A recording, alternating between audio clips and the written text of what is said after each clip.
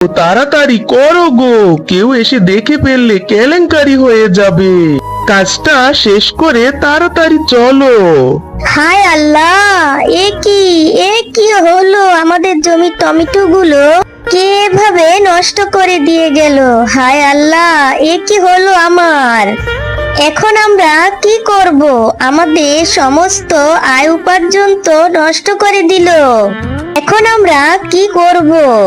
ওগো, তুমি কোনো চিন্তা করো না, আল্লাহ আমাদের একটা ব্যবস্থা করে দিবে।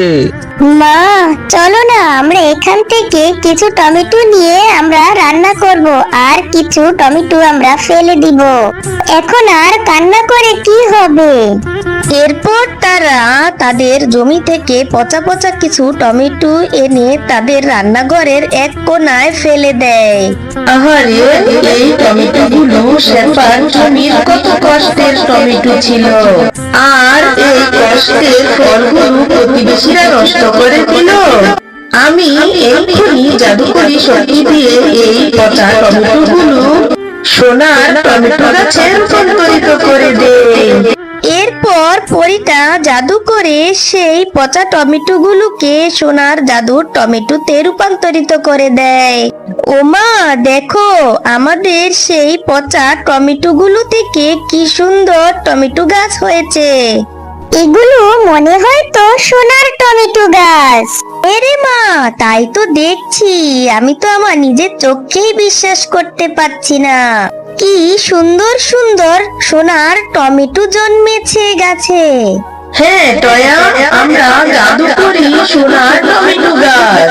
তোমরা অনেক ভালো, তাই তো তোমাদের সেই পচা টমেটো গুলো থেকে এত সুন্দর সোনার টমেটো গাছ জন্মেছে।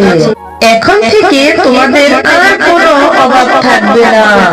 এই গাছে যত টমেটো দেখছো, এগুলো বিক্রি করে তোমাদের অভাব দূর হয়ে যাবে।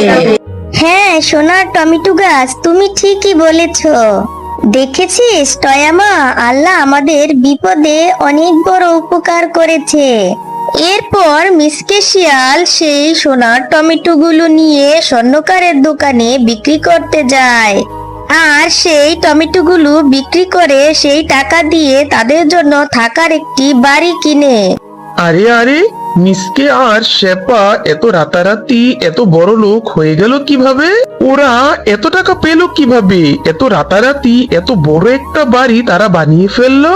ওদের তো মাত্র একটাই টমেটো জমি ছিল, আর সেটাও তো আমি নষ্ট করে দিয়েছি। তাহলে বাড়ি বানানোর জন্য এত টাকা ওরা কোথায় পেল? ওরা কি আলাদিনের সোনার চেরাগ পেল নাকি? যে দেখি তো।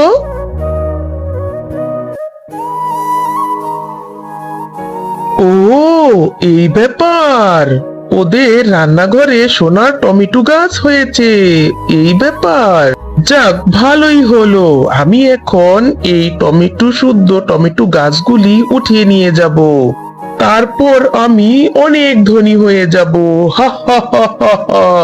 দুষ্ট বাঘিনী, তুই অনেক লোভী। এর আগেও তুই লোভ করে টয়াদের টমেটো জমিটা নষ্ট করে দিয়েছিস। এখন আবার তুই এসেছিস টয়াদের সোনার টমেটো গাছগুলি চুরি করে নিয়ে যেতে। দাঁড়া, এক্ষুনি আমি তোকে মজা দেখাচ্ছি। এই নে, এই শাস্তি ভোগ কর। ওরে বাবারে, ওরে মারে, সোনার টমেটো গাছ, আমাকে ছেড়ে দাও। আমি আর কখনো এরকম করব না। আমাকে ছেড়ে দাও সোনার টমেটো গাছ, ছেড়ে দাও আমাকে।